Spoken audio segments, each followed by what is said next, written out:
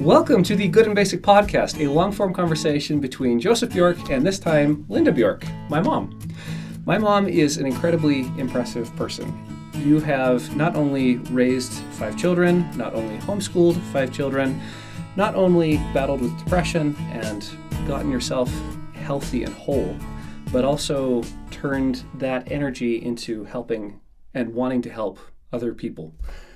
And so I'd like to talk about your struggle with depression, if that's all right. Absolutely. I'd like to talk about the relationship between service and feeling better. I want to talk about kind of the stoic virtues of getting up and doing it anyway, talking about whether or not that's enough, and just talk about your experience, if that's all right. Perfect. Well, let's start at the beginning then. Okay, for a period of about 5 years, I struggled with just debilitating depression. And during much of that time, you were actually either in another state or another country, and you didn't witness a lot of that firsthand. You might not even have been aware that it was going on until I did get afterwards. A letter, which scared me at the time. Okay. In this letter, you mentioned that you were actually struggling with suicidal thoughts at the time. A lot. That was a constant challenge. And there are some reasons to that, and I will explain that a little bit later. So depression has, anyway, so I'm in this place, I'm in this dark, dark place, and it was very much like being dropped into a dark hole. And when you're down in there, it's like light, happiness, hope. None of it can reach you. It's too far down. And when you look around in this dark hole, there are no windows, there are no doors. And it feels for all the world like there is no way out. I can't get out of this. This is my new reality. This is as good as it's going to get. And from now on, the best I can hope for is to endure through each day. And it is not an enjoyable place to be. And then my sister, Suzanne, she is trained as a mentor and life coach. And she offered me the hope that there was something that I could do to become happy again. And I thought, really? I'm not sure that I believe you, but I'm kind of desperate. I'll give it a try. And it was like she lowered a ladder down into my deep, dark hole and said, you can climb out. And climbing out changed everything. I was able to be myself again. I was able to be happy again. And that experience was the catalyst for starting my nonprofit, which is called Hope for Healing. That I've experienced this from the inside, and I know that there is a way out. And I want to offer ladders down people's dark holes, as many people as will listen to me. There is a way out. Come enjoy the sunlight. Come enjoy the sunshine. Yeah. So is it okay? I would like to explain Yes, a little bit about depression, in that a lot of people think, it's just in your head. To which your response just before was, yes, everything is in your head. Yeah, it's in your head. Your thoughts are in your head. And some people are like, if I just say the right magic words, all of a sudden they'll snap out of it, And it doesn't work that way. It's not just emotional. It's not just mental. It is a whole integrated system. And so to explain a little bit about how that works is in our brains, we have that awesome reward center. And when we have those neurotransmitters of dopamine and serotonin and oxytocin and endorphins, when they go through that reward center, you feel good. And so that good feeling comes from a chemical reaction. But our bodies are systems of balance, Sure. And where there's one system that increases, there's another system that represses. We have another system in our brain called the nociception modulatory system. And it's part of how the brain modulates pain. That's its purpose. And it has... So you're literally numbing out. Oh, literally. And it produces chemicals called nociceptin. Nociceptin neutralizes dopamine. Really? It's like kryptonite. It shuts it off. And it kills motivation. And so you can be in an experience where you should be happy. Like you're at a party, you're at a park, you're at a playground, you see a sunset, you hear kids laughing. But those feelings that are good feelings that normally come, they don't come. There is no feeling of joy.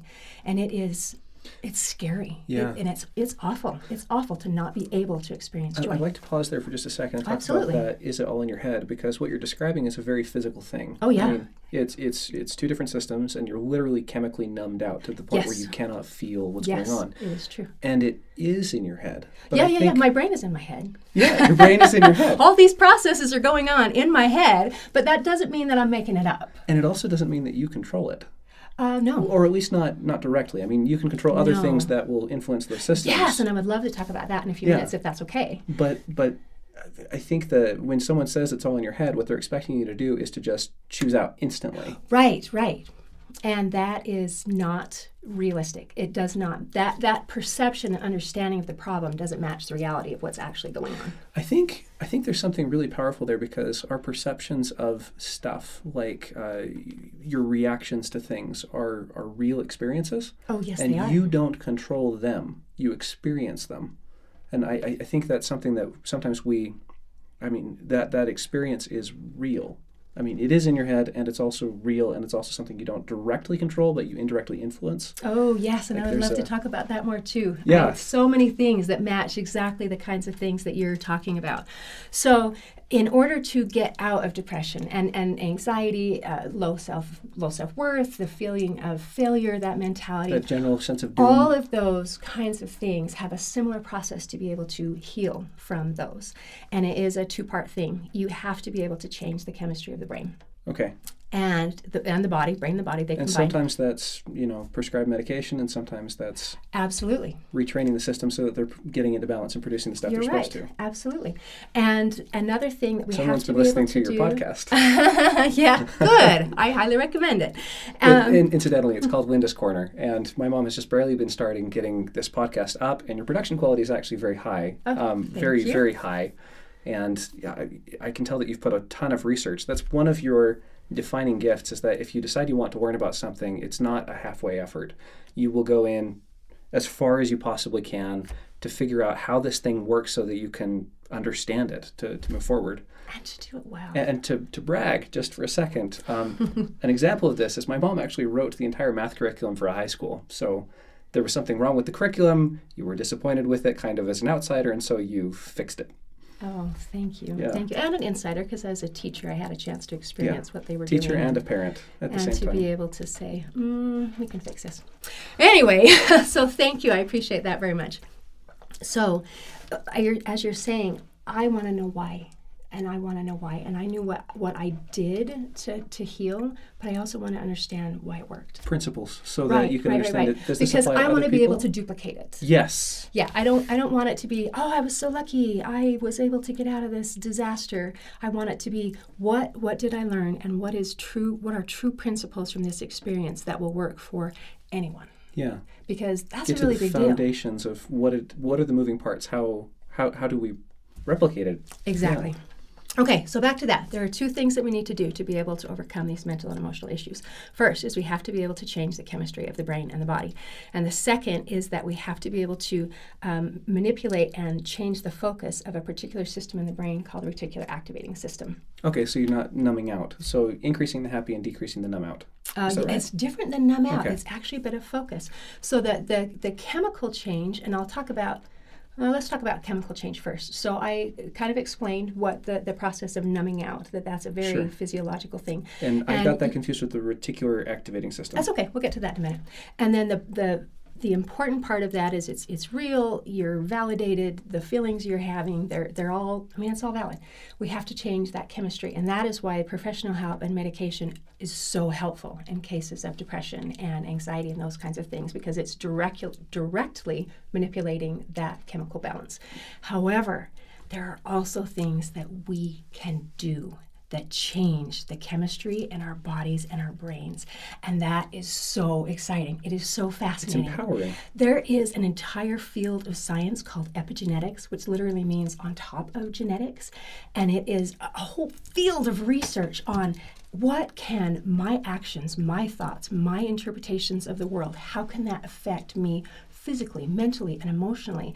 And the research shows so much evidence that we have a tremendous influence on the way that we think and the way that we feel and our mental and emotional health. We can have a tremendous ability to work with that.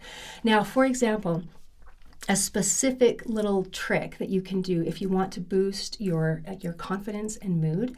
If you stand up straight with your shoulders back. Yep, stand up straight and tall, weight even on both legs, and then if you put your hands either in fists here or relax them, put your shoulders back, your chin up slightly, and then you just smile and you hold it. You hold it for between 1 and 2 minutes. And this is cognitive dissonance. You want your brain to disagree with what you're doing and then say, well, we're doing it, so I better get in line. Yeah, Maybe so. I Little haven't bit of thought that. of it in the line of cognitive dissonance, but there are specific reasons why it works. Yeah. So on a chemical level, and this is so cool. I don't know if you knew, probably you did because you're super smart, but Charles very kind. Darwin was actually the first person who made the hypothesis that there is a connection between our body language and our emotions that goes both ways. So we smile when we feel good, but we also feel good when we smile. I've tried that experiment. It's actually kind of creepy. It can be. You have to hold it for a while. It's not just a whatever. You have to grin like a maniac for about a minute, but when you do, you'll find yourself laughing. Yeah. Oh, well, okay. No. Yeah, I guess you could be. Yeah. And then when you pull your shoulders back and stand up straight and tall, put your chin up, it sends signals to the brain. So when you smile, it sends signals to the brain to increase the levels of those feel-good neurotransmitters like the dopamine. And then when you stand up straight and tall and put your chin up, it signals the brain, okay, increase the testosterone just a teeny bit, decrease the levels of cortisol just a little bit. And so that combination of things helps you to feel happier, a little bit more confident. Okay, reducing cortisol is something I could really use. Reduces the level of stress hormones that are that are coursing through your body. Sure. And so doing those things and just holding it long enough for those systems to start kick in will help you feel a little bit better. And the results are not going to be forever. It will be, short term. So healing from anything, when we talk about doing an action, it's not just do it once, like flipping on a light switch. Oh, I stood still for 90 seconds and I'm cured. But it's tiny, consistent steps. And by continuing those, then the chemical levels are not just spiking, then they will alter and heal the way that they're supposed to be. Well, even I'm imagining sitting in the pit that you're describing and getting just the tiniest glimmer of improvement proves that it can. And maybe it's not perfectly, maybe your chemical issues are bad enough or genetic enough that you can never get fully out, but up is good, even if it's not all the way to the top of the pit. Absolutely. Even if you can poke your little head out like those little gophers. What are those little things that poke up? Prairie dogs? Prairie dogs, that's what I'm thinking of. Yeah, perfect. Just seeing that little bit of light. But it can also be discouraging when you pop back down. It's like, dang it, it was temporary. So changing the chemistry of our body is a matter of small, consistent steps. Okay. And then there's another thing that we have to change, and that is the RAS, it's the Reticular Activating System. It is a little bundle of neurons right here in the top of the brain, or in the brainstem. This is the reptilian hindbrain that they sometimes refer to, the brainstem, super Basic primitive stuff back there. And it has a super important job to do because all the sensory information that comes in, that's the gateway into the brain. So it comes first through the reticular activating system and it decides where it goes. Okay. And it also acts as a filter, which is super important because on average, they estimate that we receive about 11 million bits of information per second. Okay. But we're only consciously aware of about 40 bits of information per second. So when I say that the RAS is a filter, it's not like taking a little bit and filtering it just out, a little, trimming the edges. It's like taking 11 million down to 40. So almost everything is weeded out as being, that's safe to ignore. You can ignore that. You'll be fine. This is the important stuff. Okay, so super, super important. And if your RAS is not working properly, if it's a little bit allowing too much information, like in autism, ADD, and ADHD, then you have sensory overload, and you also have and then you can't focus, you can't decide what's important. You can't. Yeah. This is your ability to distinguish between what is relevant and important and going to. Speaking from the reptilian hindbrain, I assume going to kill you? Exactly. We're the things that for you what's consider gonna kill relevant. You. Right. And what's important. Excellent. So this system, it's normal, it's natural, it's perfect, it's super, super important. The next question is, or at least should be, how does it decide? Yeah. I mean, it's and is narrowing it deciding it down correctly? Yeah. Is it ignoring tigers in the bushes? The answer is no. It's not working as well as you hope it is. So do you train it? You got to train it. So as it's working and it's narrowing things down, it does it on programs that are automatic. We created them without ever being aware of it, and it's done usually as we're kids. And so it's if on you pay a attention to total something, you're training the brain level. to say, oh, that was important. Exactly. So we have this subconscious programming, and we also have the ability to direct it a little bit by what we focus on. So that's why, say you're thinking about starting a family, and all of a sudden you start noticing expectant mothers everywhere. It's like, where did they all come from? Or like... you buy a car. Yeah, my daughter Sarah, she bought a car, your sister, and she got a PT Cruiser. And it's like, I've never even hardly seen one before. They're an ugly after vehicle. She got one, and it's now seeing a PT Cruiser might mean that I get to see Sarah. It's like, I saw them everywhere. It's like, where did all these cars come from? And the truth is, those cars or those expectant mothers, they were there all along. But my brain said, oh, that's not important. That's totally safe to ignore. Yeah. But now that I'm focusing on it, all of a sudden it says, oh, that must be important. I'll point those out for you. There's one here, here, here, here, here, here. There's another one, the cocktail effect, that you are constantly listening for your own name. So even if it's across a crowded room with lots of voices, you'll be able to pick out your name instantly without having been aware that you were listening for it. Interesting. That's one of those things that just the RES says, that's important because it's about you specifically. Yeah.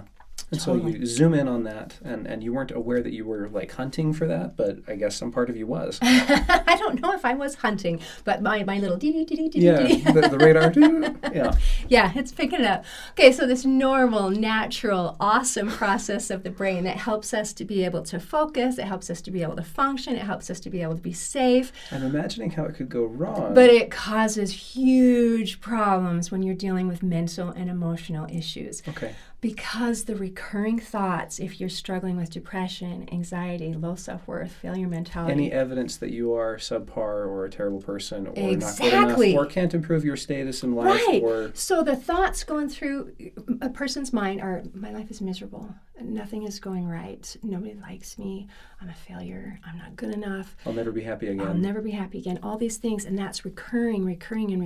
So the RES says, oh, this is what must be important. Okay, good to know. And so it starts picking out everything that could possibly be evidence for Exactly. So everything you did today that you failed or could be perceived as a failure. Oh, you did this and this and this and this and this.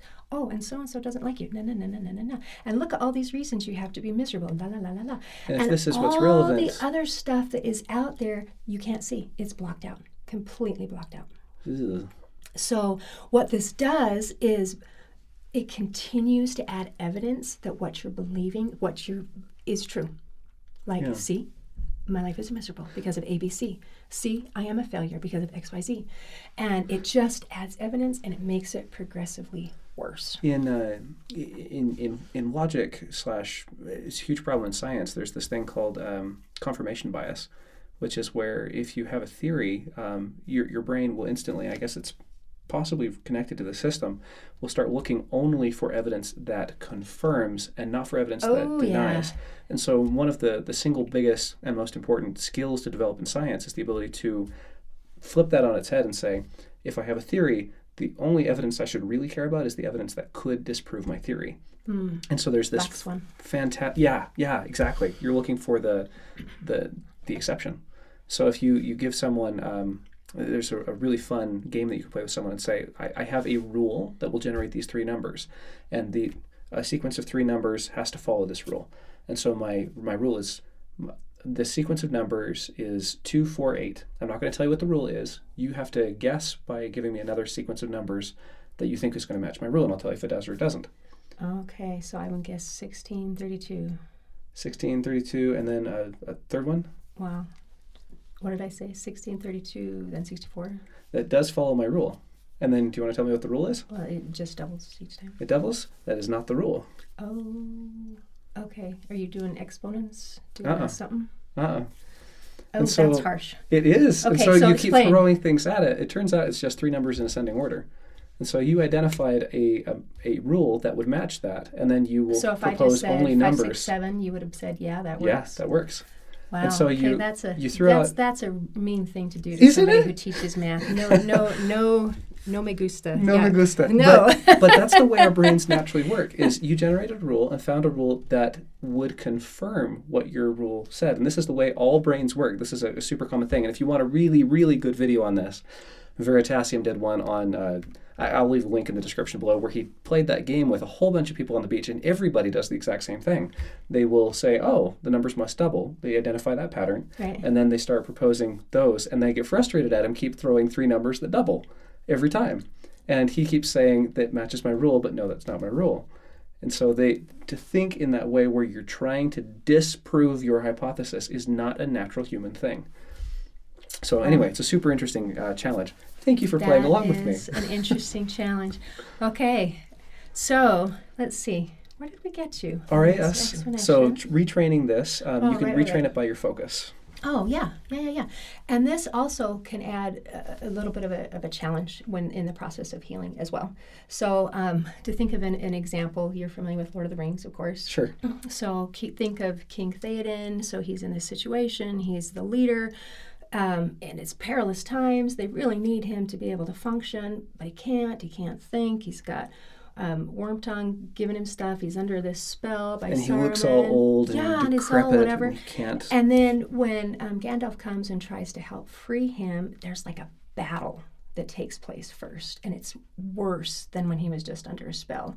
And then he's free. So it gets worse before it gets better. Exactly. Ooh. And so this is something that's really important to know, because when you're in the process of healing, and like we talked about before, hoping to get that little pop of sunshine in, and you're expecting to move progressively towards sunshine, and instead you're feeling worse, it feels really creepy. Like, well, that was dumb. I'm going to quit right now. Yeah, this is going the wrong direction. So part of the reason why that works, again, goes back to that RAS. So you have this function. It's got this template. It's got this pattern that maybe we misunderstand, as you just very eloquently described. And then, so I'm trying to put some positive things in there. I want to be happy. I want to say I'm successful. I want to say that I have lots of energy. I want to say all these good things. You want to see evidence of these things as well. My pattern that's going on, my template, that my subconscious is saying, no, those are not allowed. They're not allowed. Okay?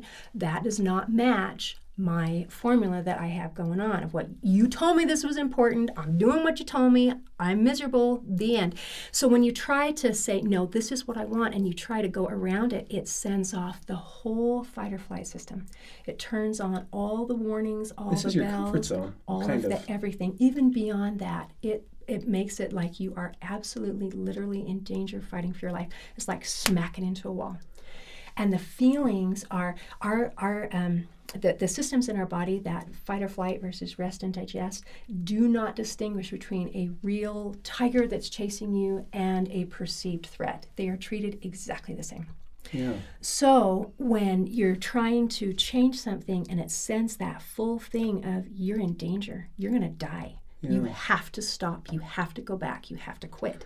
And so people stop and they quit. That makes sense, because if you were trying to retrain your brain, let's say that you live in the jungle, and we're talking about actual tigers, not fake tigers. Okay, and your RAS system is telling you that anything that rustles in the bushes is a tiger and is out to get you. Exactly. If you try to retrain that, you can't wait to see the tiger. The rustling of the bushes has to be enough to get you out of there. Yeah. It improves your chances of safety. And if you say, well, and that makes perfect sense. I don't want to live in fear of tigers, so I'm going to retrain my brain to ignore the tigers. You would expect and you would hope that your brain would have some resistance to say, no. That we want to make it difficult to change your what is relevant system, because the consequences if you just start messing about with that is you get eaten. Right. And who wants to get eaten? I Nobody. don't want to get eaten. So when I was going through this process and I hit that wall on day one, where somebody said something, I was trying to be happy and positive, and somebody said something, and it felt like, I'm going to die. I am now going to die.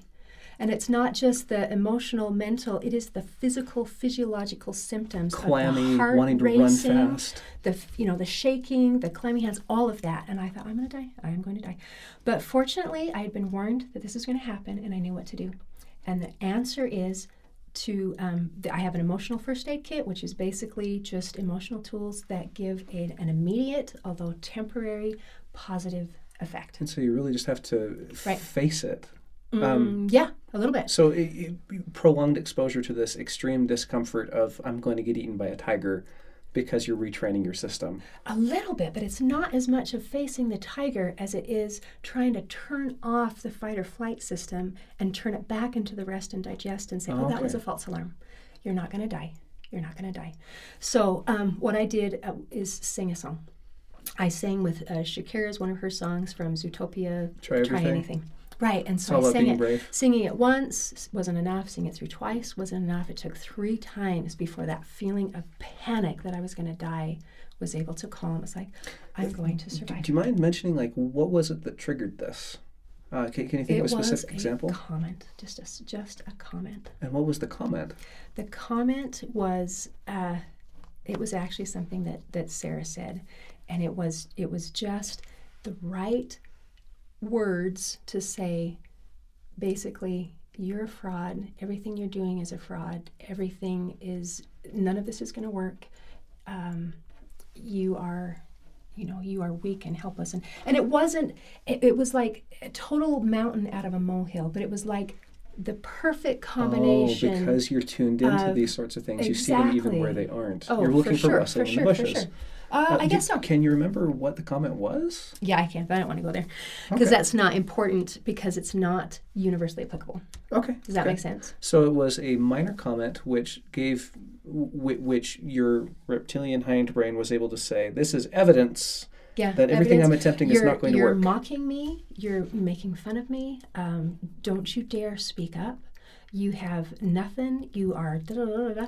I mean, it was like one word, and I turned it into this whole whatever, because in my brain, that is exactly what happened. And speaking, because I happen to know Sarah, yeah, she's a very kind person. I can't imagine that it was a terribly sweet. awful person. No, she didn't mean to be horrible. It was just one of those things where it was just triggering. Yeah, and if it hadn't have been that one, it would have been something else. Sure. I mean, this whole thing, hitting those walls is inevitable. It is part of the system. I would suspect that if you were deliberately trying to rewrite this, it would actually become more sensitive.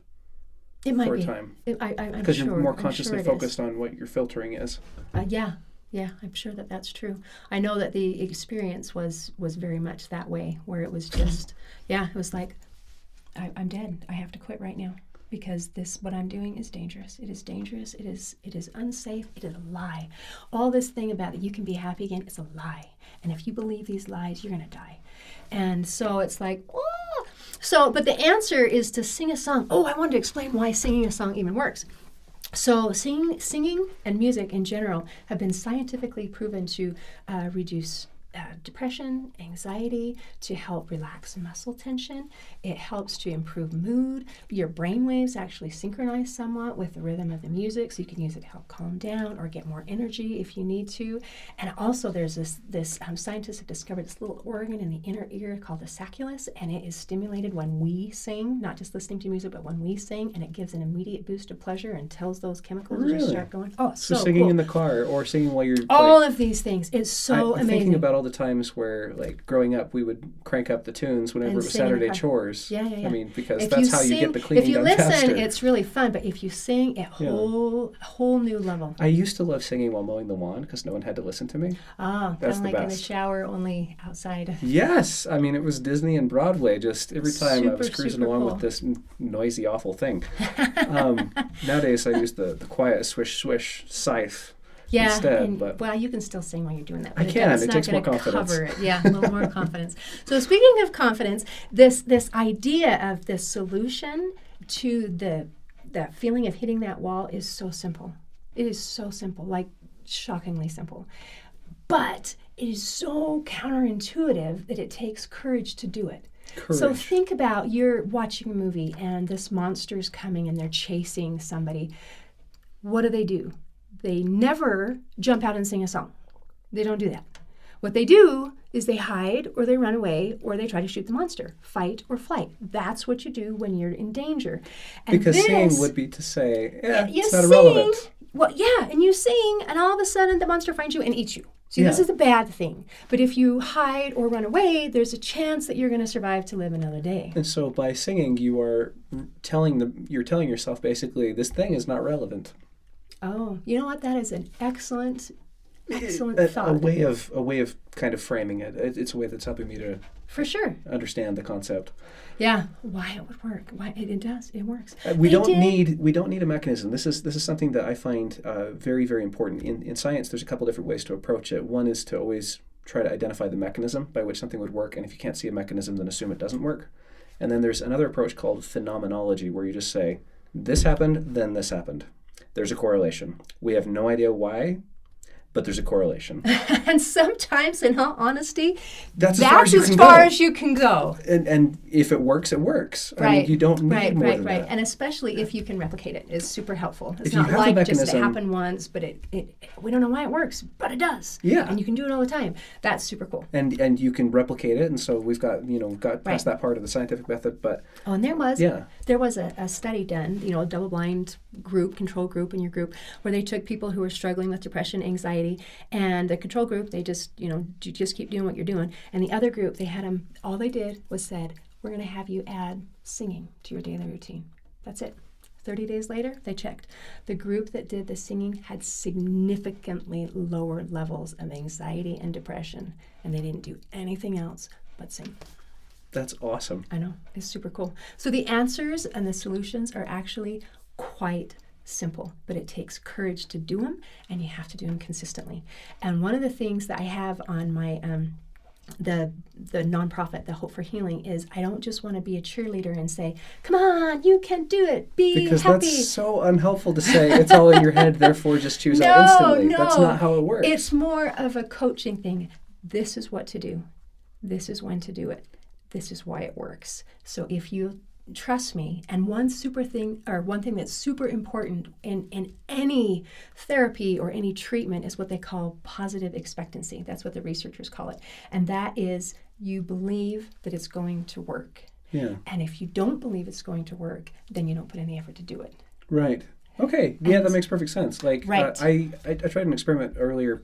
Gosh, when was this? I think it was last year, where I didn't actually believe that stretching would make me more flexible. Right. Like, on some level, I was like, sure, they say that.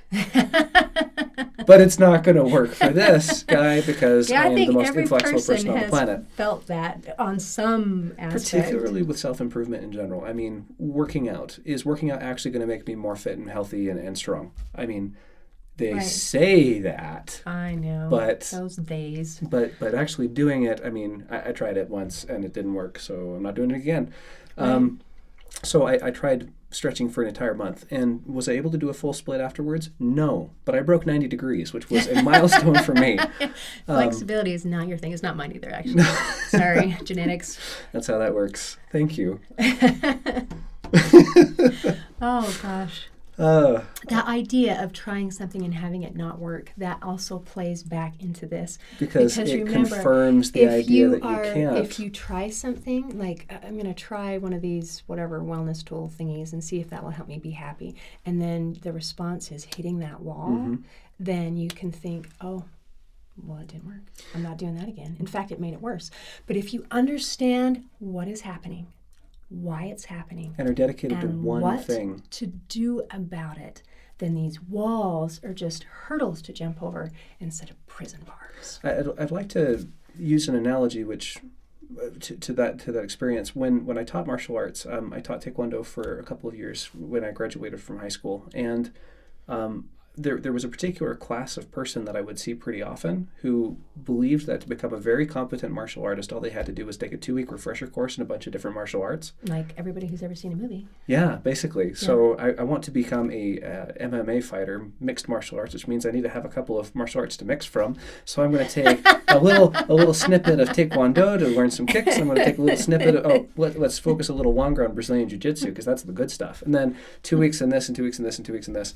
And this constant little sampling, just tasting, although you don't want to be too deadly in the ring because this is competition after all. Okay.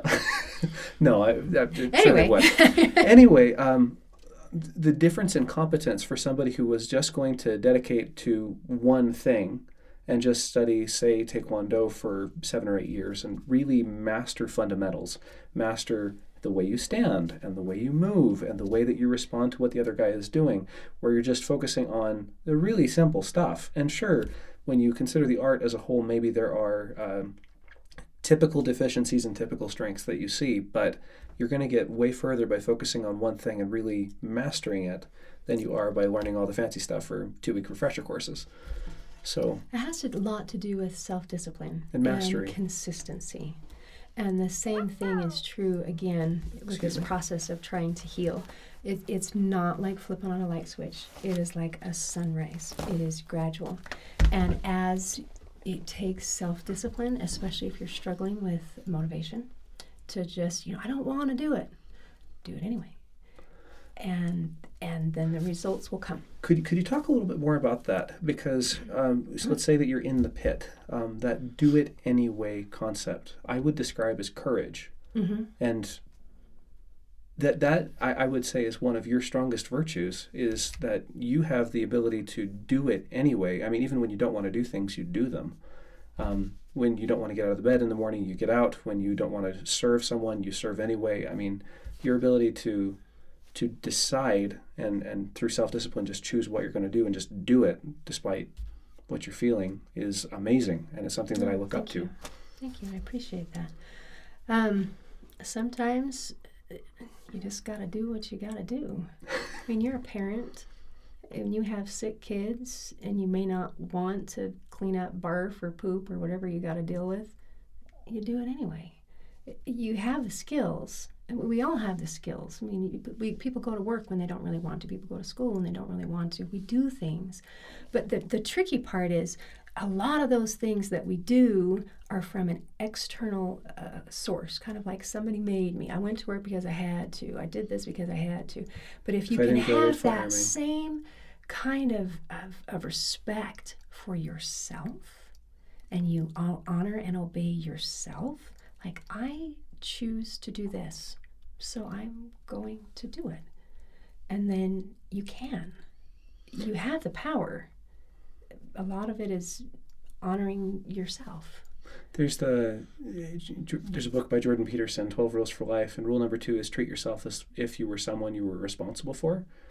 I like that. And he talks about a study. There's been studies done that show that people will, if their dog is prescribed a medication, they will religiously give the dog the medication at the time that it's supposed to in the proper dosage. Mm-hmm. But if, say, the same people have, I don't know, a kidney transplant and need to take medication to suppress their immune systems, anti-rejection medication, the likelihood that they will take care of themselves is less than if they're taking care of their pets. Isn't that fascinating? They don't treat themselves like someone they are responsible for, but clearly they can do it because they can take care of their dog, but taking care of yourself is actually, in some sense, more difficult, or at least that's what what we see in the studies. Yeah.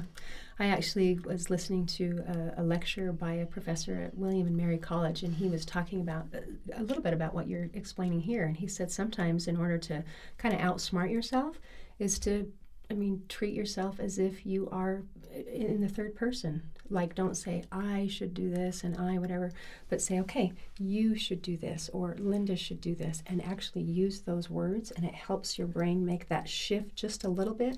And the research shows that it actually makes a difference. People are more likely to follow through. If you're having a hard time obeying yourself, pretend that it's someone that you're taking care of. It's like, okay, I care about this person and I want them to be happy, I want them to be healthy, I want them to be successful. Okay, so in order to do that, you need to do ABC. All right, so you do ABC. Oh, that's me too. And then you get a twofer out of the deal. That's amazing. I know, it's fascinating. And so funny. Like, I know. It shouldn't take that, but apparently it does. Sometimes it does. If it takes a little trick to make things work, use the tricks. Yeah. Hey, if the trick works. Absolutely. Absolutely. If it's not broke, don't fix it. Gosh, that's amazing. Cool.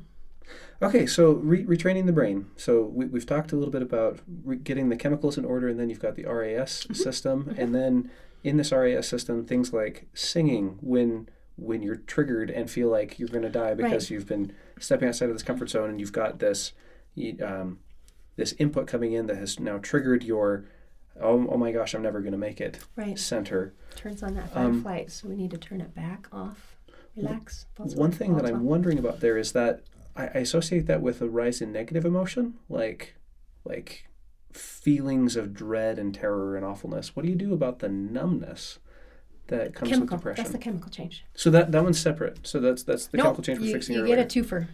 The things that work, you do them both. Okay. So the singing example, that helped turn off the fight or flight. It helped put me back so that I didn't feel like I was going to die. It also changes the Boosts endorphins. chemicals in the brain. So it's changing things. It's not only helping the mental feelings of terror, but it's actually changing the chemicals that are producing those feelings of terror. So you're resetting both at the same time. Okay. Absolutely. Okay. Absolutely. So I'm separating these in my head too much. Yeah, just relax. Put them together. Put them together. Okay. They are both important, but it's not. But the thought process. So you can't just, I'm going to stand and do my smile for 90 seconds, and then I'm going to say all day long, I'm a miserable, I'm a failure, I'm a da-da-da-da. We got to work on the self-talk too. Okay. Okay? The self-talk is not a chemical thing, but it does train the focus of the RAS. So it is our actions, but also our thoughts and our words. They make a huge difference.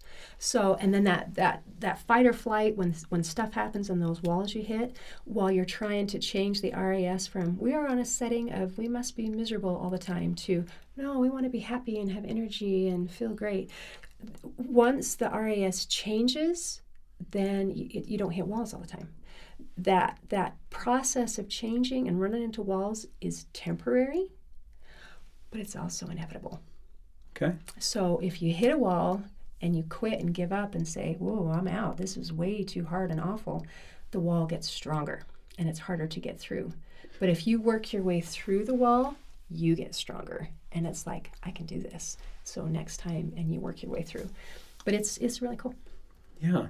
Part of it is the belief that you can get through the wall. And if you have, then, there's the evidence. Absolutely. Absolutely. Very cool. That is so cool. So,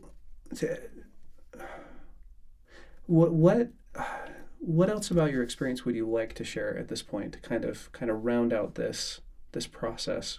There's kind of two stories here. One of them is what worked for you, and the other is these principles that you've pulled out of that you're hoping will help others. Right. And what else would you like to share about those? Let's see. I would like to say healing is absolutely possible. It is possible. It worked for me, not because I'm special and not because I'm lucky, but because it follows scientific principles that are reasonable and they work with your body and your mind. What worked for me will work for anybody. Worth a try. Absolutely. Thank you. That is tremendously cool. That really is cool. Gosh. I'm interested in this pay it forward model that you want to, that the first thought once you get out of the pit is, I want so badly for this to be shareable. I want to be able to do good with it. And that I think is, I think it probably also makes you happier. Am I right? Oh, for sure. I think service of any kind, any time that you get outside of yourself is super helpful. Yeah.